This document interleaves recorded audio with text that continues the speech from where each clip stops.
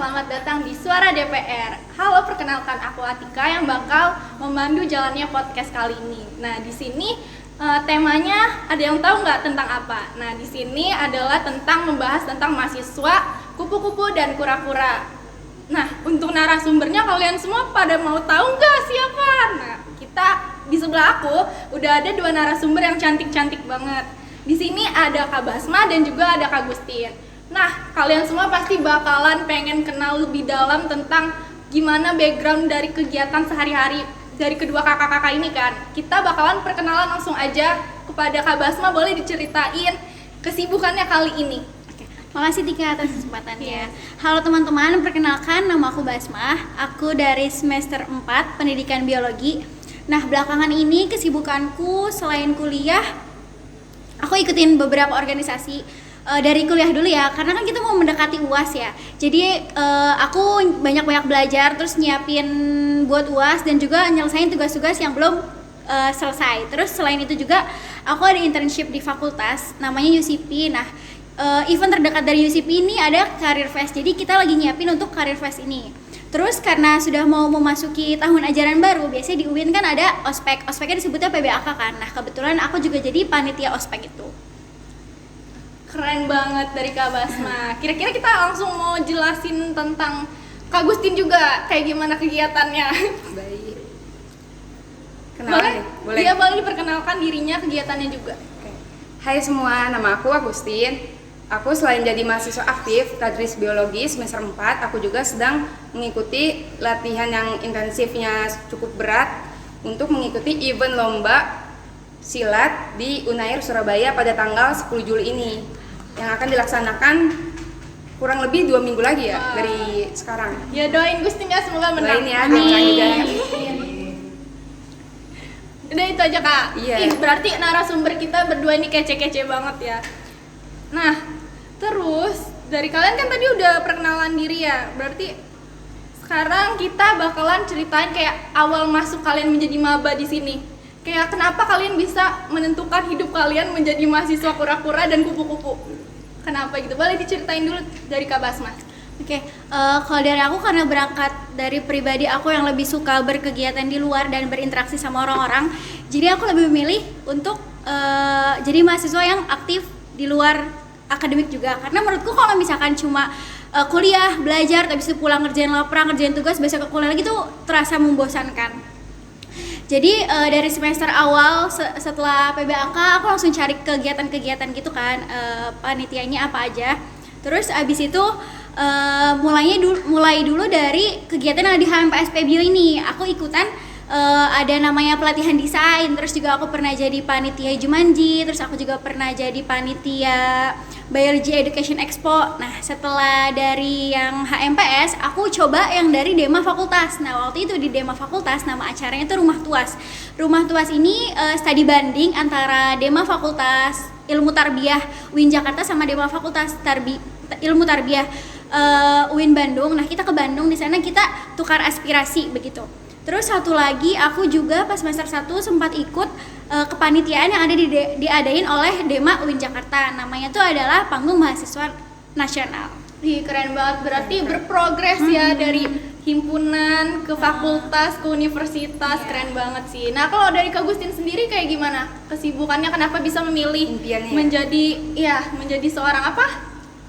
Apa ya? Kayaknya atletis sih. Oh, atletis. Iya. Ya, boleh diceritain kenapa bisa memilih hal ini? Bisa menyemplung ke sini ketimbang dari akademik memfokuskan akademiknya. Oke. Tapi bisa digarisbawahi dulu ya. Iya. Bukan karena nggak fokus juga ke akademik, Oke, tapi I see. pengen sembari gitu loh. Iya. Kenapa kalau kita bisa menyelam Menyelam sambil minum air. Menyelam sambil minum air, kenapa enggak kita dapetin? Kalau bisa 2, kenapa harus 1 kan? Aduh, gitu kan? iya. Iya kan? Kalau aku sendiri sih impian dari dari awal mula PBAK ya, jadi maba itu emang pengen kegiatan banyak gitu kan, nggak hanya di akademik doang, pengennya ikut organisasi mulai dari Dema, HMPS.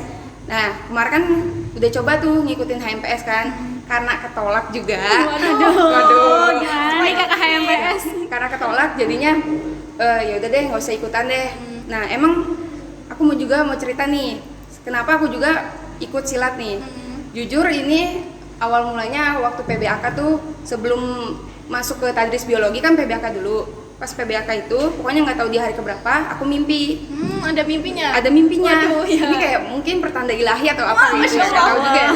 Nah itu di dalam mimpi itu tuh aku mimpi aku memakai baju seragam. Iya. Seragamnya itu bela diri Oh, berwarna putih, dan itu aku dikalungin medali. Ini mimpinya real loh, bukan no fake gitu kan. Aduh. Ya real. Dipakai medali. Nah medalinya ini nggak tahu juara berapa, pokoknya dimedaliin lah. Nah di dalam mimpi itu, setelah kebangun dari mimpi itu kan, Mandi? enggak lah, Oh. langsung cari tahu tuh, scroll IG Forza kan, lihat deh olahraga yang bela diri yang mempunyai seragam berwarna putih kan. Setahu aku kan hanya taekwondo sama karate kan. Tetapi ada di Forza ini yang menaungi perisai diri, namanya kan perguruannya perisai diri. Itu basicnya itu silat. Emang dari dulu juga waktu semenjak SMP tuh emang aku juga basicnya udah silat, udah mengikuti silat. Nah mungkin ini pertanda kali ya, bahwa nanti kalau misalnya udah jadi mahasiswa beneran, kan kita masih mahasiswa baru kan, masih orientasi ya. Kalau udah mahasiswa beneran itu ikut UKM Forza aja deh. Forsanya itu dengan PD perisai diri, bener juga putih, dan itu juga menjadi nyata gitu loh.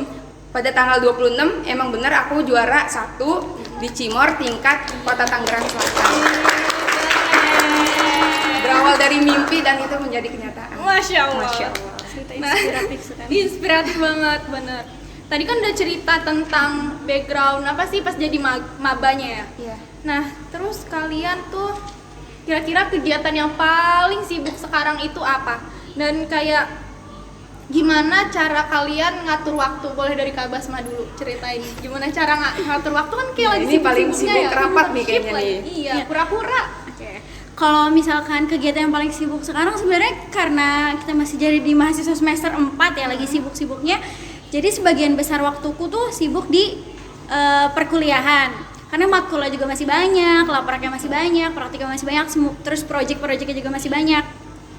Nah terus selain itu juga kan aku ada beberapa organisasi dan itu juga kegiatannya banyak. Jadi cara manajemen waktu aku tuh, pertama aku membuat jadwal. Jadwal ini aku susun berdasarkan seberapa urgensi tugas itu, terus abis itu deadline-nya kapan. Aku susun semuanya sesuai urutan. Terus setelah itu misalkan case-nya besok aku harus ada event di internship ini, tapi sore ini aku harus ada rapat, tapi besok tuh aku punya laprak yang harus dikumpulin juga. Jadi kan kayak mana nih yang harus dikerjain. Nah cara aku ngatasinnya, pertama laprak ini kan pasti bakal dikasih tahu dari minggu sebelumnya kan. Jadi dari selesai praktikum tuh aku udah mulai cicil nyari dasar teori, abis itu nyusun hasil pengamatan, pokoknya udah aku cicil sebelum mendekati deadline. Terus setelah itu sorenya itu aku langsung rapat. Setelah rapat, bisa rapat kan nggak begitu lama ya kalau misalkan rapatnya kondusif. Setelah rapat itu balik ke kosan, langsung aku kerjain lapraknya sampai selesai. Pokoknya harus ditargetin malam itu maksimal banget udah selesai, karena besoknya kan aku harus internship. Terus udah paginya kumpulin laprak dan langsung deh ngerjain internship itu. Jadi nggak ada yang keganggu sama sekali. Jadi sebenarnya gimana caranya kita pinter-pinter memaksimalkan 24 jam yang kita punya untuk nyelesain semua tugas-tugas yang kita miliki. Keren banget, berarti teratur dan terarah, sangat amat terstruktur. Namanya juga organisasi ya, jadi kehidupannya juga terstruktur. Nah kalau dari Gustin sendiri, kayak ada nggak sih kesulitan sekarang tuh dalam akademik, atau tekanan, atau kayak kesulitan lah yang di akademik? Terus kayak dari Gustin sendiri tuh kayak gimana cara ngatur waktu, jadwalnya di antara di silat sama akademik? Boleh ceritain? Nah tadi kan di garis bawah ya, tekanan. Kalau kita di bawah tekanan tuh hidup gak bakal enjoy gitu kan. Kalau kita menganggap semua itu tekanan, kita gak bakal bisa gimana ya, bisa happy, bisa menjalani Bisa survive. sampai di titik ini loh. Iya. Iya. Itu kalau aku sendiri sih menganggapnya itu sebagai tanggung jawab yang harus udah dipinggul gitu kan, udah itu tanggung jawab yang harus dijalankan. Kayak kalau misalnya benar kata Kak Basma tadi, aku juga list dulu tuh yang mana yang mendekati deadline-nya, walaupun bisa disebut juga menjadi deadlineer kan. Iya. Karena emang bener-bener minggu-minggu ini lagi banyak-banyaknya tugas laprak, plus Hektik juga 2 minggu ini emang latihan sampai tengah malam juga kan. Karena emang itu bingung gitu kan, gimana nyimbanginnya. Iya, karena kalau misalnya pengen lomba tuh biasanya kita latihannya nyampe larut malam. biar bisa menyimbangkan biasanya tuh benar kata Kak Basma, dicicil dulu tuh misalnya dasar teorinya dulu udah ditulis, kadang di tempat latihan sebelum giliran aku yang diiniin di push gitu sama coachnya, itu biasanya aku ngelaprak dikit-dikit gitu, walaupun nanti belum kelar semua, itu belum nyampe kelar semua. Sehabis pulang latihan biasanya bersih-bersih dulu baru melanjut lagi gitu sih. Ya pinter-pinter kita aja nyimbangin waktu antara akademik sama non akademik, itu bakalan terbiasa kok seiring berjalannya waktu. Mungkin di awal tuh kelihatan sulit ya, dilihat orang tuh susah nih kayak gini-gini, tapi kalau kita udah terbiasa itu udah terbiasa, walaupun besoknya udah dikumpulin udah bakal bisa santai. ya, Apalagi dari semester sebelumnya udah terlewati udah gampang ini betul, mah betul. iya kayak gitu. Iya, betul. Tadi kan udah pada dijelasin ya dari masing-masing kegiatan kalian tuh sumpah keren-keren banget, kayak bener-bener kayak tugas semester 4 ini kayak gitu kan. Terus kalian dengan kegiatan kalian yang di luar yang bener-bener kayak lumayan banyak banget. Nah, tapi dari kalian sendiri tuh ada nggak sih kepikiran kok aku bisa ada di sini? Emang manfaat apa sih yang aku dapatkan sehingga aku bisa ada di sini tuh? Boleh diceritain dulu dari siapa yang mau? Kak Basma dulu kali, Gustin gantian. dulu, boleh lanjut Gustin. Kalau aku kan di bidang olahraga ya, Iya. jatuhnya kan di bidang olahraga kan ada pepatah yang bilang kan, kalau misalnya kita mempunyai tubuh yang sehat akan mendapatkan jiwa yang kuat gitu kan. Dan aku percaya jika kita mengikuti suatu hobi itu bisa jadi buat kita enjoy biar enak, terus bener juga mental gue tuh kayak kuat gitu. Walaupun digempur banyak tugas, di bawah tekanan dosen atau hal semacamnya teman-teman gitu, pokoknya menjadikan itu semua kayak biasa aja. Itu bakalan berlalu dan bakalan bisa kita lewati. Walaupun sambil adalah kalanya kita sebagai manusia tuh nangis kan ya, capek, jenuh, lesuh lah. Tapi balik lagi ke target kita, impian kita. Kita mau stuck di sini atau kita bakalan bangkit, terus kita akan menjadi mahasiswa berprestasi sekaligus akademik kita juga nggak terlewatkan gitu sih. Keren banget sih. Kalau dari Kak Basma sendiri kayak gimana? Kalau dari aku sebenarnya yang sangat berasa manfaatnya dari cara manajemen waktu ya, karena tugas kuliahnya banyak, terus habis itu juga ada tugas organisasi. Jadi aku kayak ini tugasku banyak. Kalau misalkan aku kayak orang lain yang masih leha-leha ngerjainnya mepet deadline tuh nggak bakal kelar semuanya, nggak bakal sesuai sama waktu. Jadi dengan adanya aku ikutin banyak kegiatan organisasi ini, aku jadi oh iya tugas ini harus dikerjain cepet supaya nanti aku bisa ngerjain tugas yang lain. Terus selain itu juga manfaatnya karena kan organisasi pelajaran yang kita dapetin organisasi itu nggak kita dapetin di kelas kan. Nah dengan kita ngikutin organisasi ini kita bisa ketemu dengan orang-orang baru yang sudut pandangnya berbeda, yang pengalamannya berbeda, terus juga mereka jago-jago di bidangnya. Nah dengan kita berinteraksi sama mereka, ngobrol sama mereka, kita bisa dapet insight baru, bisa dapet kemampuan baru.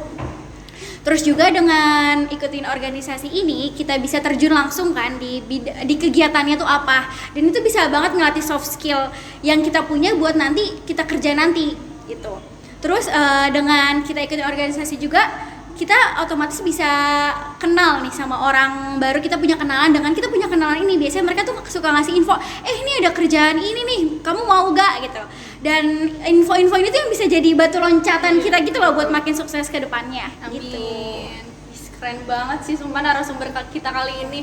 Kayak keren banget. Iri gak sih? Pasti, tapi kalian tuh kayak pernah iri gak sih sama mahasiswa lain kayak pulang kuliah tidur, nge-scroll TikTok gitu kan, pasti ada irinya ya?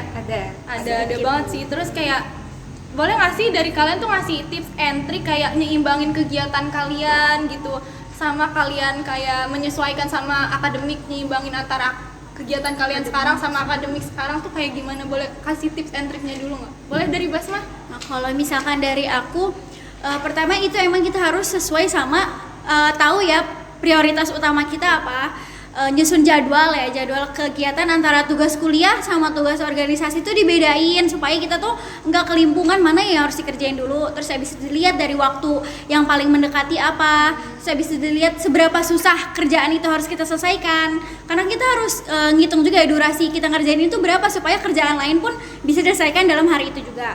Terus juga kita harus punya target sih menurutku penting banget karena dengan targetnya kita bisa tahu loh seberapa jauh kita melangkah supaya kita bisa menilai diri kita, ih gue udah keren banget ternyata gue bisa melalui yang kemarin padahal tuh kayaknya rasanya tuh susah banget tapi ternyata ini bisa dikerjain, berarti otomatis yang besok pun kita juga bisa ngerjain itu. Misalnya kayak target minggu ini kita udah nyelesain apa, terus buat minggu depan harus udah apa, bulan ini kita harus udah apa gitu. Terus selain itu juga menurutku nggak semua kegiatan tuh bisa kita ikutin. Jangan FOMO sama teman-teman, teman kita ikut A, kita ikut A, teman kita ikut B, kita ikut B. Jangan juga kayak nggak enakan sama cutting yang nawar-nawarin gitu. Jangan nggak enakan kayak misalnya kita nggak suka dan nggak minat ya nggak usah, karena itu bakal jadi beban buat kita nantinya ngerjain. Kalau misal kita ngerjainnya penuh beban kayak nggak enak nggak sih, karena kita di kampus aja tuh udah beban gitu, tugasnya udah banyak. Terus tipsnya lagi tuh jangan sungkan untuk nanya ke teman sebaya atau nanya ke cutting ataupun nanya ke dosen untuk masalah-masalah yang kita hadapin. Terusnya juga kita jangan lupa untuk selalu jaga kesehatan nih, kayak olahraga kayak Kak Agustin, atau minimal kita kalau misalkan berangkat ke kampus naiklah tangga, jangan naik lift. Jadi kita ada olahraga sedikit.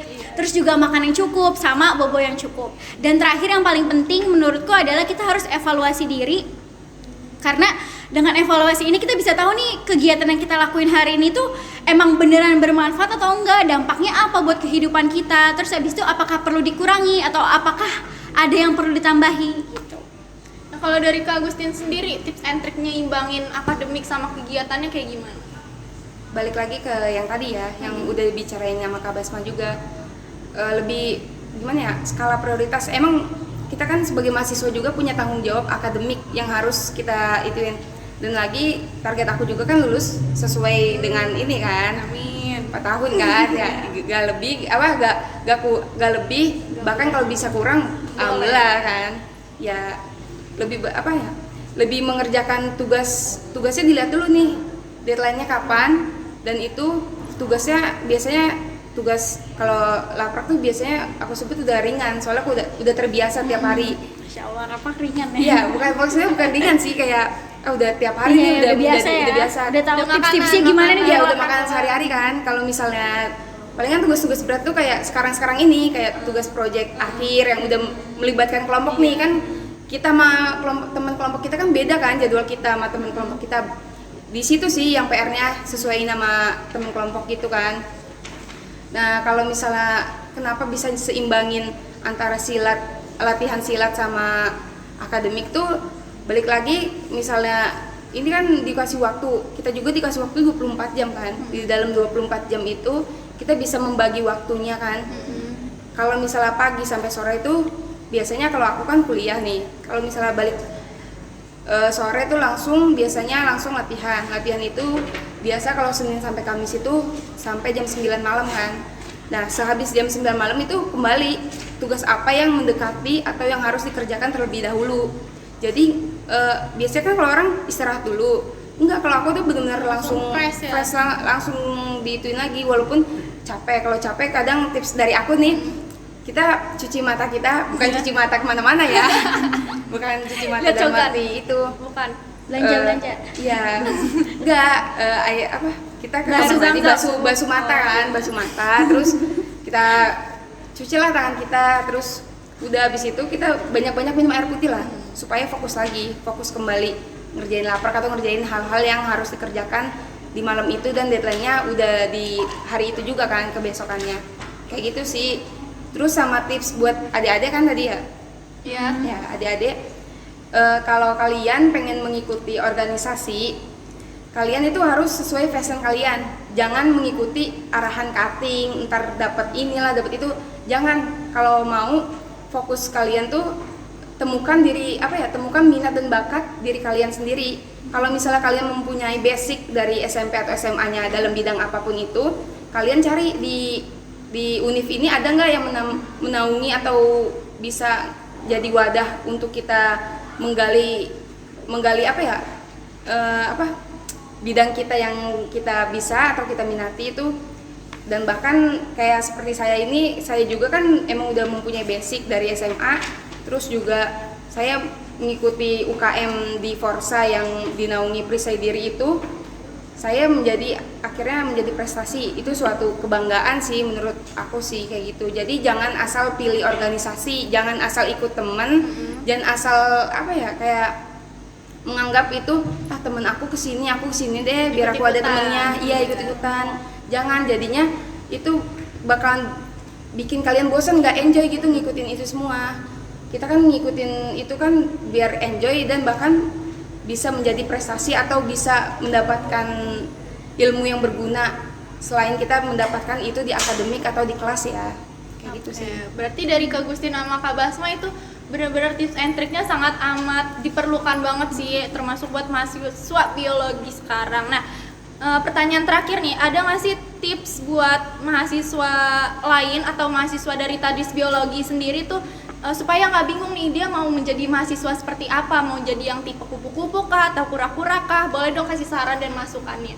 Nah, kalau misalkan tips dari aku buat kalian nih yang bingung mau jadi kura-kura atau kupu-kupu. Pertama, sebenarnya ingat dulu ya tujuan awal kalian nih kuliah tuh sebenarnya mau yang cuma meningkatkan nilai tinggi aja atau juga mau melatih skill-skill kalian di organisasi-organisasi. Tapi kalian harus ingat nih, sebenarnya kalau misalkan kita hidup nih nggak cuma melulu tentang akademik ya teman-teman, karena kita pun akan kerja nanti. Jadi menurutku ini sangat perlu, setidaknya mungkin sedikit kali ya, kalau kalian emang yang nggak mau sibuk-sibuk banget, bisa lah ikut sedikit 1 atau 2 kegiatan supaya nanti melatih soft skill kalian. Terus abis itu, setelah itu kalian juga harus tahu nih minat dan bakat kalian tuh di apa. Misalkan emang minat kalian tuh mengelola acara, mengelola suatu organisasi, kalian bisa lah cari wadah organisasi yang menyediakan itu. Tapi kalau misalkan kalian emang minatnya kayak semacam ekstrakurikuler nih, kayak Kak Agustin gitu, silat atau semacamnya, bisa kalian ikutin UKM yang ada di UIN. Tadi apa pertanyaannya Tika? Boleh disampaikan lagi? Kalau pertanyaan tuh tips and trick supaya mahasiswa lain atau mahasiswa dari biologi sendiri tuh bisa ngetahuin kayak dia tuh mau masuknya menjadi tipe mahasiswa yang kura-kura kah atau kupu-kupu, kayak gimana sih saran atau masukan dari Gustin sendiri? Kalau aku sendiri punya saran buat teman-teman semua yang di luar sana yang pengen menjadi mahasiswa, kan pilihan itu tergantung di kamu ya, tergantung di diri kita masing-masing lah. Kalau aku sendiri sarannya sih, selagi kita masih muda, masih bisa explore ya segalanya gitu, nggak hanya di bidang akademik saja loh. Bahkan banyak yang lulusan terbaik itu susah mendapatkan pekerjaan karena mereka tuh selama kuliahnya itu fokus ke akademik saja. Dia menganggap sebuah organisasi atau sebuah kepanitiaan itu hanya buang-buang waktu saja kan. Karena dari situ kan dia nggak belajar untuk mengelola semuanya kan. Kalau di dunia pekerjaan ini kan kita nggak hanya pinter, emang perlu, tapi kita juga harus bisa nge-branding orang-orang gitu loh. Kita kan harus jadi pemimpin, ya, jadi harus mengarahkan orang-orang. Harus mengarahkan lah kalau misalnya itu. Kalau misalnya kita cuman fokus di akademik saja, itu menurut aku sih masih emang kurang bagus, tapi kurang lengkap gitu. Ibarat kalau sayur tanpa garam kayak gitulah. Ya, hambar ya, gitu kan. Boleh kita fokus, tapi alangkah lebih baiknya lagi kita ikut-ikutlah, coba-coba mulai dari panitiaan, entah itu di Tadris entah itu di HMPS-nya aja atau semacam yang lain-lainnya. Karena dari situ tuh kita menambah wawasan kita, terus kita kan sering berdiskusi kan, kita menghargai pendapat orang lain, menjadi pendengar yang baik. Itu menurut aku sih itu hal yang nggak didapatkan di kelas sih. Bahkan kita itu bisa mendapatkan ilmu-ilmu di luar kelas itu yang bisa dimasukkan ke dalam kelas. Sepertinya kayak contoh teman-teman kita lagi presentasi, kita kan kadang banyak ya yang nggak mendengarkan atau yang sibuk sendiri. Itu menurut aku kayak ini kurang dilatih nih itunya, skillnya kayak public speakingnya. Iya, kayak mereka tuh kayak sibuk sendiri. Kenapa nggak mendengarkan orang lain dulu, baru nanti kalau ada sesi diskusi baru kita menanggapi atau yang lain. Menurut aku sih itu penting sih kalau misalnya masuk organisasi atau masuk kegiatan UKM yang membuat kita menjadi berprestasi sekaligus akademiknya juga bagus gitu sih. Boleh sih nambahin nggak Tika? Boleh banget. Nah, buat tipsnya lagi tuh kita sebagai mahasiswa harus jadi orang terbuka dan fleksibel karena di masa kuliah ini tuh nggak cuma kita loh yang mau sukses. Kita kan juga melibatkan teman-teman kita kayak kerja kelompok atau apapun, itu kan melibatkan teman-teman. Jadi makanya kita harus jadi orang fleksibel dan terbuka. Nah, salah satu tipsnya itu dengan kita ikutin kegiatan organisasi-organisasi. Jadi makanya ayo jadi mahasiswa kura-kura. Dari Kak Agustin sendiri ada branding nggak untuk menjadi mahasiswa Apa tuh? ulet-ulet sih ini sebenarnya dia harusnya. Kulit ya seharusnya iya. ya. Ulet-ulet. Ya join aja lah, nanti bakalan dikasih tips yang bakal mendalam lah gitu lah. Join aja. Iya. Sumpah keren banget sih, pokoknya banyak banget informasi yang didapat dari kedua narasumber kita yang keren-keren ini, dari Kak Agustin dan Kak Basma. Nah, karena mungkin waktu kita udah terlalu Keasikan ngobrol. sendiri ya, karena emang sebenarnya pengen banget kayak berbagi lebih dalam gitu, tapi karena berhubung karena podcast ini kayak ya Udah habis ya Habis waktunya? waktunya, sudah Durasinya habis, jadi semoga teman-teman yang mendengarkan bisa mendapatkan dan mendapat insight yang baru supaya bisa memilih menjadi mahasiswa kura-kura atau ulet yang ini ternyata. Jadi dari kalian semua semoga bisa menentukan tipe kalian sendiri. Jadi terima kasih banyak dan sampai jumpa di episode selanjutnya yang bakalan kita tampilkan podcast-podcast selanjutnya. Tetap semangat dan jaga kesehatan. Terima kasih buat kedua narasumber kita, kepada Kak Basma dan Kak Basma. Oke, sampai jumpa di podcast Suara DPR selanjutnya. Dadah.